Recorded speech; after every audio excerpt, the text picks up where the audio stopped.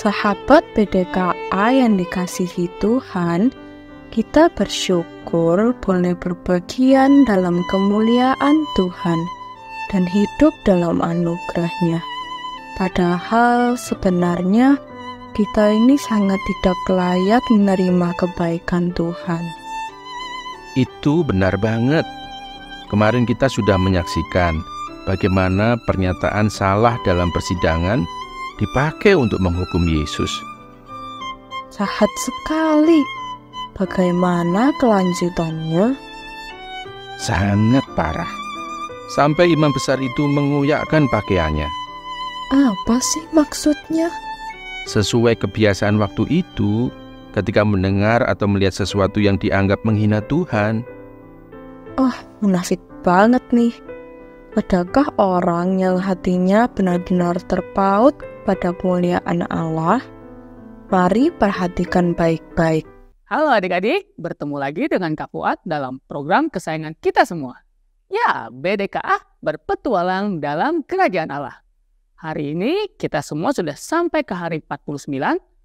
Dan untuk hari ini tema kita adalah Tuhan Yesus ditolak dan diolok-olok. Dengarnya kasihan ya, Tuhan Yesus yang kita kenal sangat baik, kok ada yang mengolok-olok, apalagi menolak dia. Ternyata ada sebabnya loh, kenapa Yesus harus ditolak dan juga diolok-olok. Adik-adik mau tahu kan? Nah, aku akan ceritakan. Tapi sebelum itu, yuk kita sama-sama satukan hati, kita mau berdoa. Bapa di surga, terima kasih Tuhan atas hari ini. Kau bolehkan kami untuk berkumpul lagi, untuk belajar tentang hal-hal luar biasa dalam Alkitab. Tuhan, biarlah Roh Kudus, kami mohon Kau bukakan hati dan pikiran kami untuk kami bisa belajar dan kami bisa mengamalkan hal-hal baik yang akan kami pelajari pada hari ini Tuhan. Terima kasih Tuhan Yesus. Haleluya. Amin. Nah, seperti yang Kak Fuad bilang tadi, kalau Tuhan Yesus harus ditolak dan diolok-olok. Untuk lebih tahu lagi, yuk kita baca, kita buka Alkitab kita. Karena hari ini bacaan akan diambil dari Matius 26 ayat 65 sampai dengan 68. Adik-adik sudah siap belum? Yuk buka Alkitabnya, sama-sama bareng-bareng kita baca Matius 26 ayat 65 sampai dengan 68. Maka imam besar itu mengoyakkan pakaiannya dan berkata, "Ia menghujat Allah, untuk apa kita perlu saksi lagi? Sekarang telah kamu dengar hujatnya. Bagaimana pendapat kamu?" Dan mereka pun menjawab dan berkata, "Ia harus dihukum mati." Lalu mereka menudai mukanya dan meninjunya.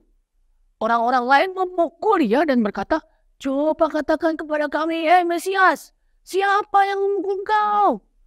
Aduh, Kak Fuad baca ini kok merasa kasihan ya sama Tuhan Yesus? Adik-adik merasakan hal yang serupa juga enggak? Setelah mengucapkan kalimat-kalimat itu, Tuhan Yesus dipandang sebagai pemberontak dan penjahat di mata mereka.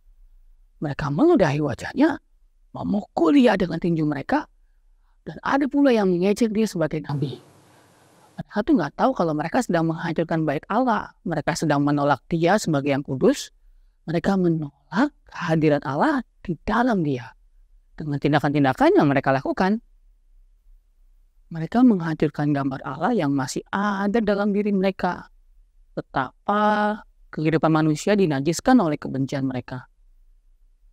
Dan semua hal ini pun Kristus tanggung dengan tetap tinggal diam, agar ia dapat mendirikan kembali bait Allah yang sedang mereka hancurkan. Betapa tak terbalas ya belas kasihannya.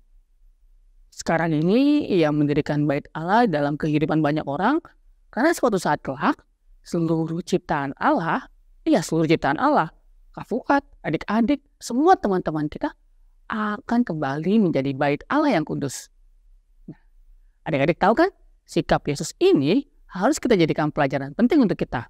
Contohnya nih, kalau adik-adik semua ada yang olok-olok ataupun ada yang membuli, nggak boleh balas. Kamu harus berani lapor ke ibu guru kalau ada teman-teman yang mengolok-olok kamu atau yang membuli kamu. Yang penting kamu tidak boleh dendam dan tidak boleh balas ya.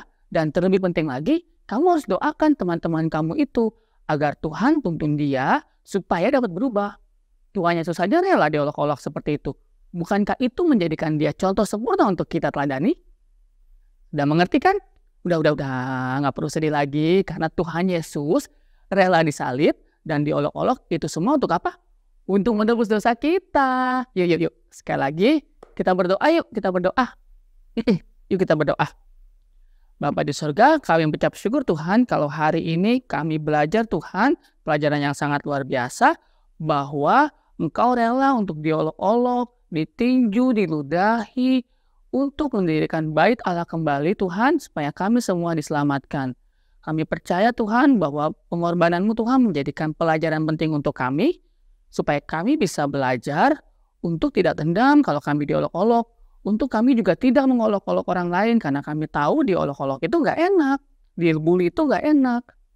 Jadi Tuhan, Roh Kudus juga bimbing kami untuk kami bisa terus menghargai satu sama lain. Terima kasih Tuhan Yesus. Haleluya. Amin.